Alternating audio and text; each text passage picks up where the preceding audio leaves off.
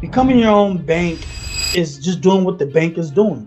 So your money is FDIC insured. So we're teaching people to do the same thing the money is doing. Banks are backed by insurance. So instead of you going to the banks, you put your own money into your own cash value life insurance policy, let that money gain interest, borrow from it tax-free, and pay yourself back.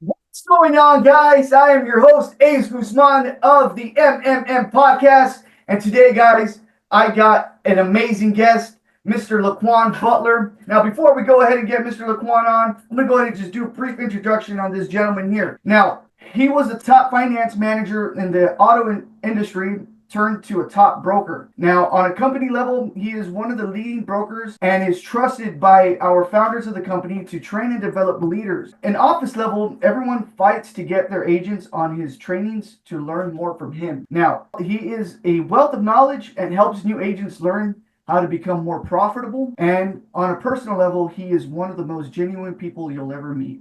So without further ado, let me go ahead and introduce to you my friend and soon to be your friend, Mr. Laqwan Butler. Let's go. Let's get it, man. What's going on? Before we get started, you got your swag on. You're looking good. Tell people about your shirt, man. What does that shirt mean? So the unemployable brand. So this brand has an amazing story. So it's funny because I'll be walking in, Walmart, the grocery store, and they're like, "What did you do?" I'm like, "What do you mean? Do you have warrants? You can't get a job?" And I'm like, "No, absolutely not. It means I'll never have a job. I'm unemployable." So this brand represents entrepreneurship. But what came about was, like you said, I was in the auto industry for 10 years. And when I decided to make that transition to entrepreneurship, I went cold turkey. Like I prayed on it and said, "Listen, I know I can kill it. Faith is an action word. If I do it, I know I'll succeed." So November 1st, 2021, I walked away from a six-figure career, but COVID hit. COVID was already heavier on that time. So me going cold turkey, I'm like, I have no backup plan, no plan B. And I missed that brotherhood of the car dealership. The guys, we're all hanging out in the lot, grabbing customers and things like that. And I'm like, I can't go back. But I wanted to because I miss my boys. So I was like, I'm not going to go back. I'm going to burn my bridge. So I created a reel bashing the car industry. I made a video going over the 5 things that people should watch out. And I'm like, if I make this video, my guys will be pissed off. I never go back. And I wore a shirt. I went to the mall, got a shirt that said unemployable. And listen, I'm never going back. I'm a full-time entrepreneur. And I made that, and it just had legs. So I kept getting more shirts with different colors to match my outfit. And next thing you know, trademarked, and now it's selling, and it's my brand now. There you go. I love that. Mm-hmm. I love that. And that right there is what you said, right? Burning the ships, man. Just there's no turning back, right? You got to essentially make a statement that you made was that you're going to be unemployable, not go back and just pursue your goal, pursue your dream of being an entrepreneur, which is what the MMN podcast stands for, by the way. Because I believe in empowering my generation and essentially helping them get to that next level. And I know that's exactly what you do as well, too, with your agents. Now, going back and talking about how we introduced you, right, because we talked about agents there, I want to let the people know, because they're probably confused right now. What does he mean by agents? What's that, right? So I know we met through UE Financial. Essentially, that's the name of the FMO that we are involved in, and you are the upline, right? Is that what we would call it, the upline to Miss Angelica? Miss Angelica was the one that brought me and Judy in, and then essentially we got introduced to you as a further upline, essentially to help us get to that next level within the life insurance industry. Now, what is it specifically, man, that got you started in the industry, and then why do you help agents? Why help agents? Why help people? Got you. I love that question. So the pandemic. So I heard that when there's chaos, you can make a lot of money. So when I was in finance, I was the finance manager. The pandemic happened. There was that chip shortage. So nobody was buying cars, nor were cars being shipped. So the car lots were empty and everybody's twiddling their thumbs. But whenever somebody came in to get an oil change, the scheme was to go grab them, show them the car, and if they do like it, they're gonna knock their socks off with a crazy deal. What I didn't like was if you have an elderly person getting an oil change, they'll convince them that they need a vehicle because the repairs is too high. And I'm like, I'm the finance manager, so I don't get paid if I don't sell you gap warranty, maintenance, things like that. And I'm looking at these payments, and I'm like, these people can't afford. But they're like, listen, we got to make a profit. The lot's been empty. It didn't feel right. So I love the finance world. I just didn't like that. So I do what most people do. As I'm gonna get into real estate, do that on the side for some. But I didn't want to do the whole license thing, and the MLA and office and the broker. I didn't want to do that whole testing. That book was like this thick, and like 30% of them make money. So I looked into wholesaling. So YouTube University, follow a guy. I told myself I'm gonna find one person that's doing well and only follow that one person. I'm gonna kill it. So followed it all through YouTube. End up flipping a property. End up flipping 2 properties. And I was like, I can do this. So I LLC'd it, got an office, hired a bunch of virtual assistants, went public on social media, and Ace, I didn't sell nothing after that. So I'm like, but why was that, man? Like what? I was getting tapped. So if I was to find something, it was like the big wigs would come tap you in the shoulder, say, and like, hey, we got it from here. We got this. So if you don't have like a portfolio, if I find a distressed property, and that I was in Jacksonville, Florida at the time, and everybody was wholesaling with the pandemic. It was like the cool thing to do. And I got tired of, and then I closed. I got one that I closed, but then the neighbor's aunt's broke uncle's friend said something, and I lost the deal because she was like, "Let me just think about it." And I'm like, I need something that's more. It was fun, but I didn't want to build a business off of it. I'd rather do something like this as for fun on the side. And then when I launched it on social media, I get a DM from a girl, and she says, "Hey, Laqwan, you seem like you have a pretty strong business acumen. Can you take a look at something for me?" And I'm like, "Sure." And then I hop on a Zoom, and she showed me life insurance. And I'm like, I have no desire to do any pyramid thing. And this guy's doing his presentation, and he shows me his bank account. And I'm seeing 23,000, 27,000. And he's showing me numbers. And he's like, yeah, I got he said, yeah, 6 or 7 kids. I retired my wife in 4 months and big things. And I said, sir, I work 80 hours a week. If you show me how to make that kind of money, I can leave my 6-figure career and do this. And my mindset is whatever I do will turn into gold. So he said, listen, if you're coachable, I'll lead you to the promised land.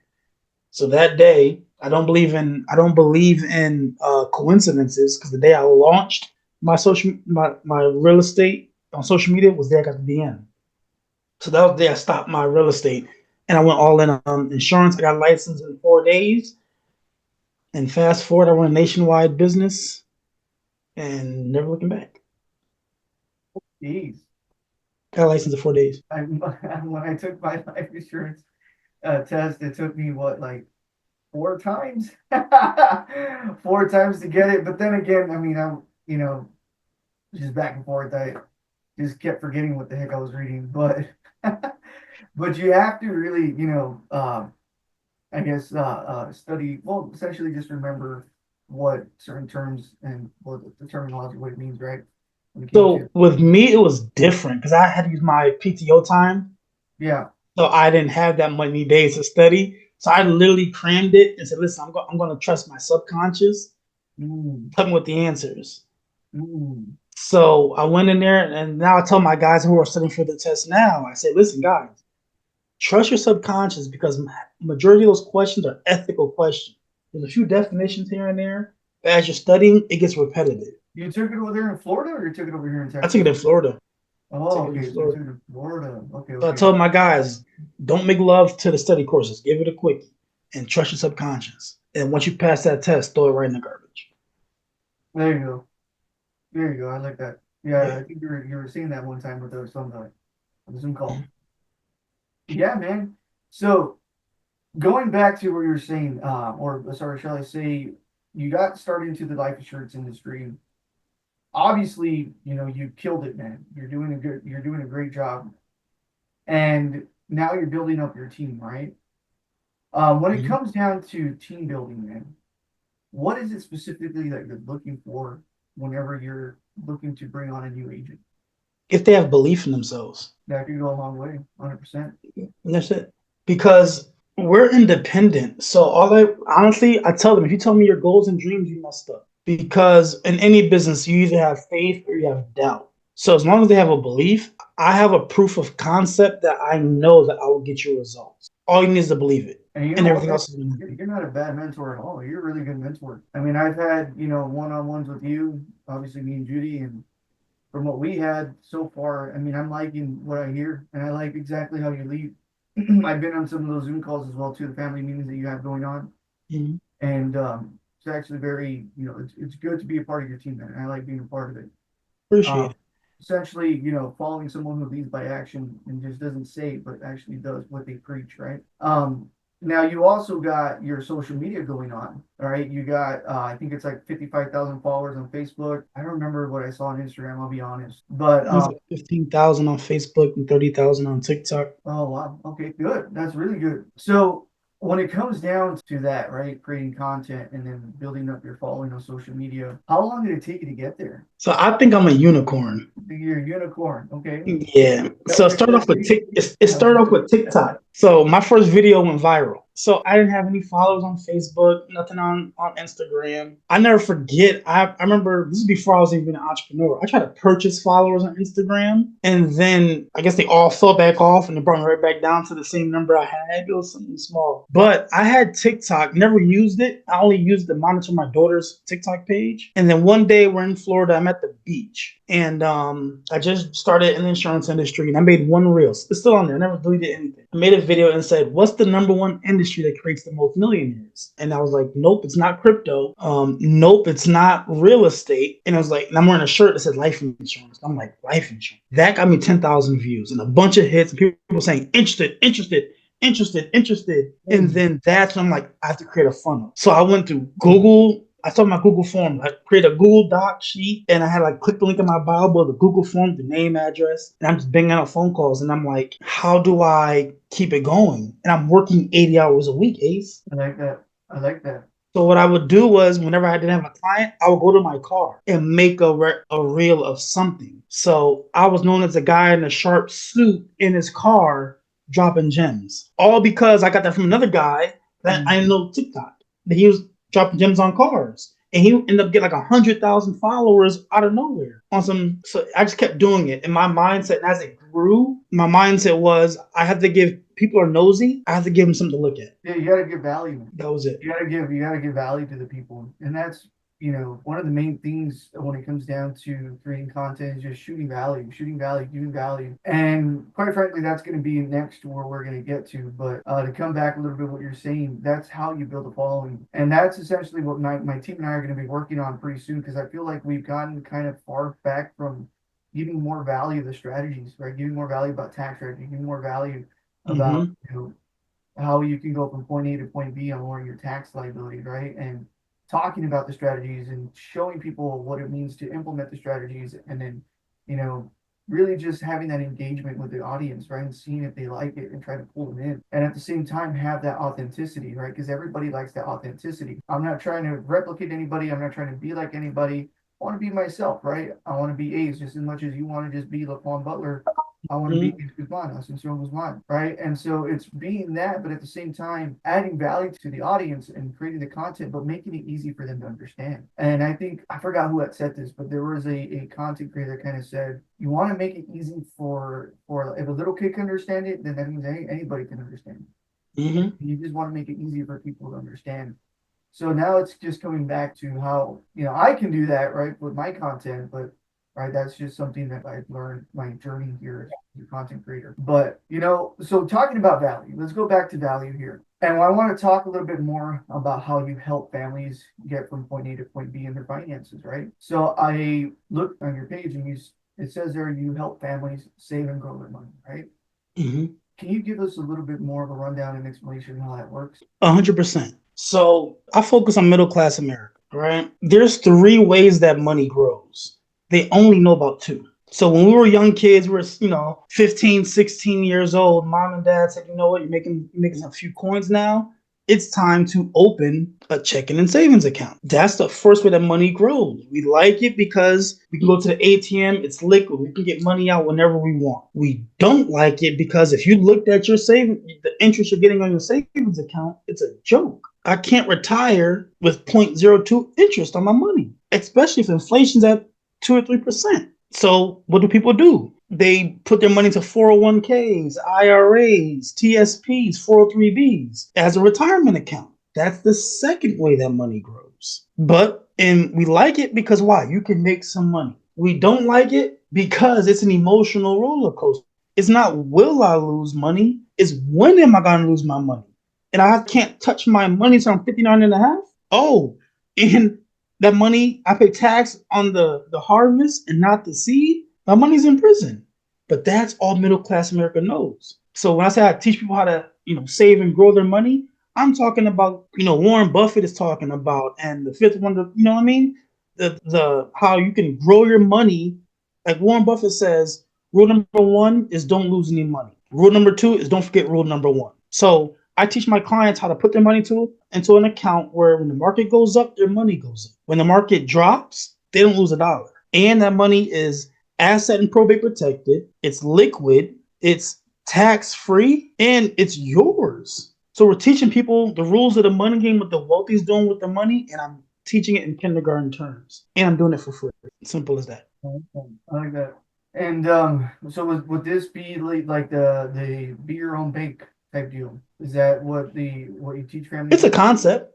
It's a Concept? concept because be your own bank when it comes to life insurance. People do it with houses, people do it with credit cards, but when it comes to insurance, that's your permanent life insurance policies. That's your whole life policies, your IULs, the index universal life insurance policies. Becoming your own bank is just doing what the bank is doing. So your money is FDIC insured. So we're teaching people do the same thing the money is doing. Banks are backed by insurance. So instead of you going to the banks, you put your own money into your own like cash value life insurance policy, let that money gain interest, borrow from it tax free, and pay yourself back. That's it. Taking money out of my left pocket, put it into an asset, and pay myself back, put it in my right pocket. I'm my own bank. I love that. That's essentially how you go about helping people save and grow their money.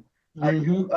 I had one of my clients utilize his IUL to invest in a strategy, and the strategy that he invested in was the equipment leasing strategy. Mm-hmm. And he essentially pulled out, the amount that we needed to get him into the strategy that my partner was essentially, because we were partnered with a company, right? And they have a minimum requirement for you to get into the strategy. Mm-hmm. And right, he pulled out that amount, but if he didn't have that IUL, if he didn't have that cash value built, he would have never got into the strategy. He wouldn't have been able to buy into it. So in a way, it comes in handy whenever you're utilizing for tax strategy. 100%. That way, to essentially invest into, essentially say in this case, invest into the equipment leasing strategy. You get financed, right? Because of the way it works is you have to make a deposit of 10%, and then you got to pay like a 3% partner fee. But you're buying the equipment, you're buying the property, right? It's yours, it's rightfully yours, but they're the ones that manage it, they're the ones that rent it out for you. And it's like kind of like equipment rental share, right? That's how it works. And then you're getting paid for your rentals to be, essentially for your equipment to be rented out. And that's how you're making your money back. And then with that money that you're making back, you're paying towards the balance that you got financed from the bank. Now I know the minimum finance is what's like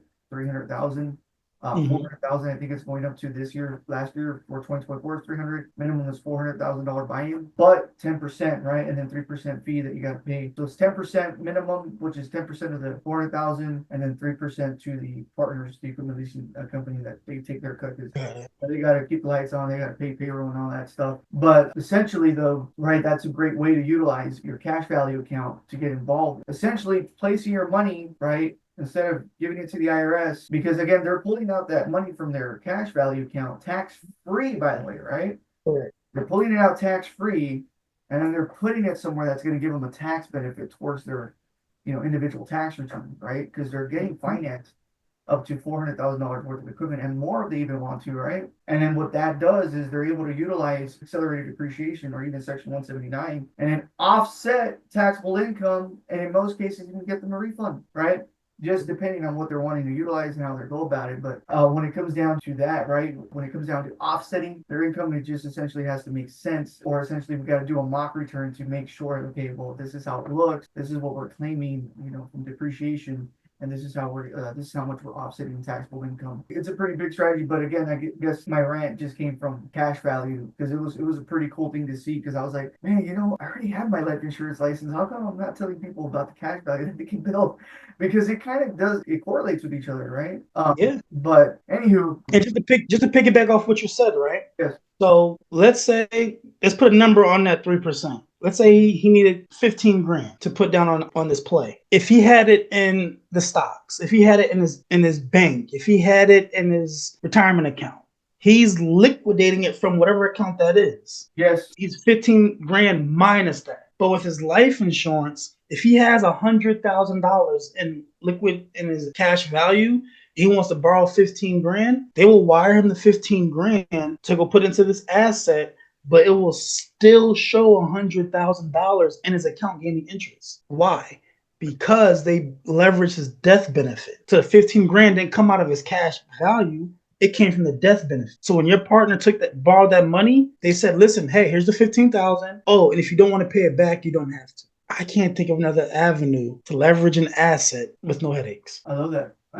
And going back to what you were saying, because if he would have pulled that out, let's say from a 401k or whatever, and he's recognizing either short-term capital gains or long-term capital gains, again, depending on where that money was initially, and if it's growing, let's say in the stock market for this case, he has a brokerage account, God knows where, or 401k, God knows where, borrowing that money, yeah, you're gonna have to pay taxes on that. Like, it's just what's gonna happen unless you sell it at a loss, which people are not gonna do. Obviously, if it's that much that they're going to be borrowing from or taking out from, right? So that's pretty cool. That's pretty interesting. Now, I hear a lot of talks on the group chat from what I'm seeing. Life insurance policy for kids. What is that all about? How does that work? So, one, we're all about leaving a legacy. The best way to do it is do what the Rockefellers did. So I like to focus on children because what parent doesn't want to cover their kids? It becomes a chain reaction of more coverage. But I like it because kids are perfect. They're healthy. They're going to get approved. So I have, with us being independent, we have carriers that will give them instant approval. I don't need their socials or anything. You pick when you want to start it, no money down. It makes sense. And then we have other carriers who, if you want to do that, that Rockefeller waterfall method, for example, Ace, I'm going to tell you about my daughter's policy. So 4 years ago, they were 7 and 11. I'm still newbie. I did my policy and I did their policies. $50 a month, which is $600 a year. So the IRS, the modified endowment contract, most I can put into their policy is $4,000 each year. So that money wouldn't become a taxable event. So every January I dump in $4,000. With the power of compounding interest, when they turn 18, it's about $45,000 to $50,000 tax free. When they turn 27, they have 6 figures in that account. And then when they turn 51 and 54, they'll have $1 million in that account, tax free. That's why I love focusing on children, because think about tax time. The average person is getting how much back? Probably like anywhere between 5, maybe 10 grand on average. Probably not even, because majority of people do over 92 or 90. I know the statistics about like 90% of business owners are overpaying as well too. So aside from your W-2 employee with dependents, the majority of business owners are paying as well too, and they're overpaying. Like a good 90% of business owners are overpaying in taxes, man, and they don't even have to. They don't have to. Yeah. So that's why I love the children's policies. And then guess who's the owner of the policies? The parent. Exactly. So let's say my daughter's responsible at 25 years old, 27 years old, and she just hit the 6-figure mark. And she has a career making money, and I'm ready to sign over that account. I can look at the cash value, but I was paying $4,000 a year. I'll do the math and say, listen, I've been paying $4,000 for the last, 20 years. That's $80,000. I'm going to take out a loan for all the money I put into your policy and pay myself back every last dollar. And now you get the policy, you're still getting interest on the $100,000 for the rest of your life. And now when she gets paid, she can dump her whole check into this policy and take loans, pay her rent, whatever she has to do. I love that, man. Mm-hmm. So, before we go ahead and get this podcast here to an end, where can people find you, man? If anybody wanted to say, they want to work with Laqwan, they want to hear more Mm-hmm. about what Laqwan has to offer, because what you said, man, it's really good stuff, really good value. And where can people find you, man? What's your social media? What's your tag on Instagram, whatnot? Definitely. It's my first and last name on all platforms. Laqwan Butler, Laqwan, on all platforms: Facebook, Instagram, TikTok, LinkedIn. And I just launched a YouTube channel. It's still a baby, but you motivated me to get it done. There you And go. but it's a funny story because I Googled my name and I saw somebody used one of my videos and it went viral on his YouTube channel.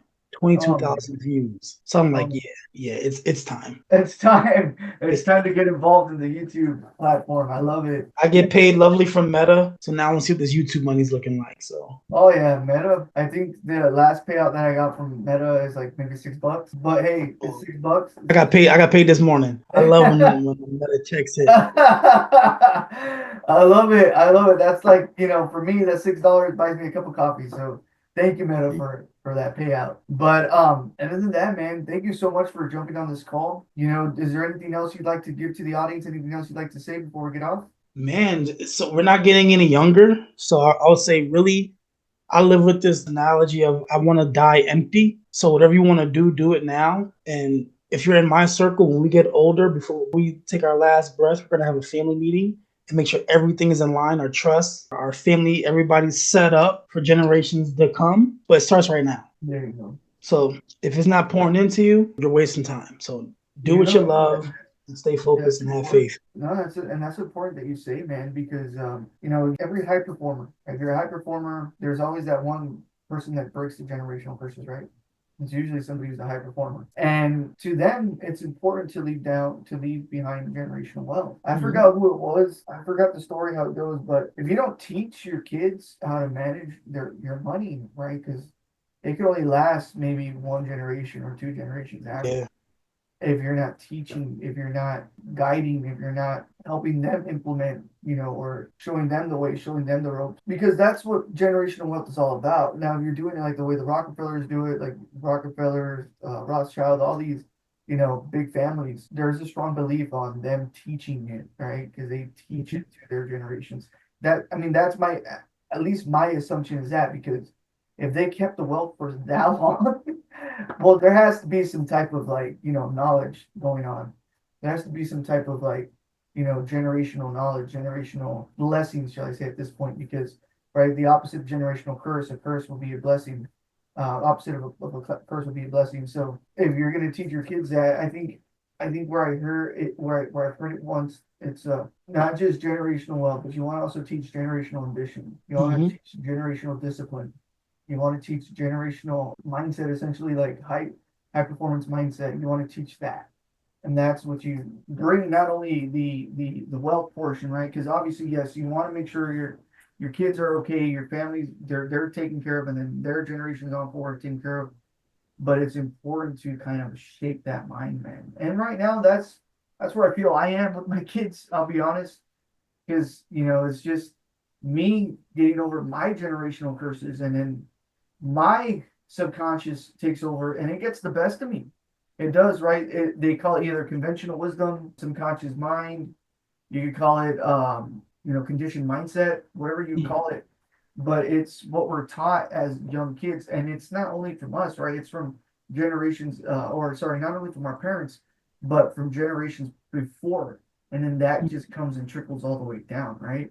And these are the curses. Oh, money's the root of all evil. Money's the devil. Only bad people make money, or whatever the case may be. And usually it's always that root cause, and it's that victim mentality that gets passed down all throughout the generations. And it takes that Trauma. one person, man. It really does take that one person to say, it stops here with me. This is where it stops. This is where I'm not going to allow it to go anymore. I'm not going to allow it to go any further.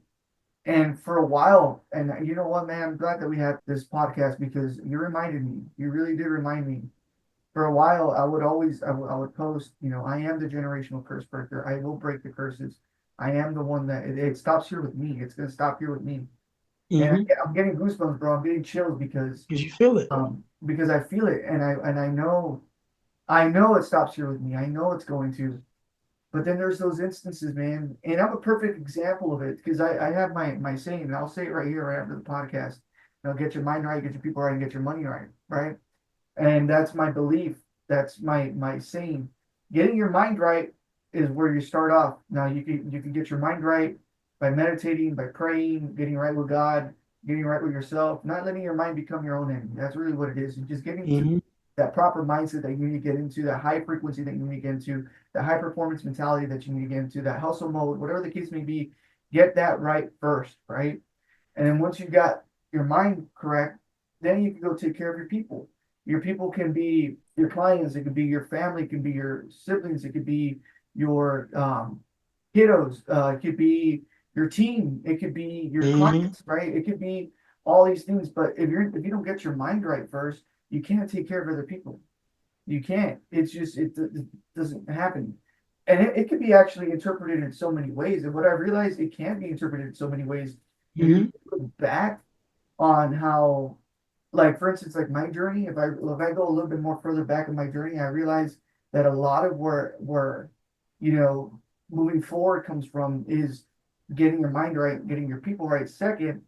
And then if you do those two, then your money will always be right. Your money will 100%. come. Your wealth will come. And essentially, because right, once you're getting your mind right, and then you're getting your people right, you're also going to be planting your seeds. You're going to be going around spreading the word of what you do, or you're going to go out there helping people. And once you're helping the people, helping whoever it is, right? The law says, right, the law of reciprocity, I think is what it is. I don't know what that is, but maybe I'm wrong here, but I know essentially what it's essentially what you reap is what you sow. So if that's what you're doing, it's 100%. come back to you, right? Other than that, But man, you're 100% on point, bro. go ahead. 100%. And it's the traumas. Like, you ever heard about the story of the ham? Let's hear the what?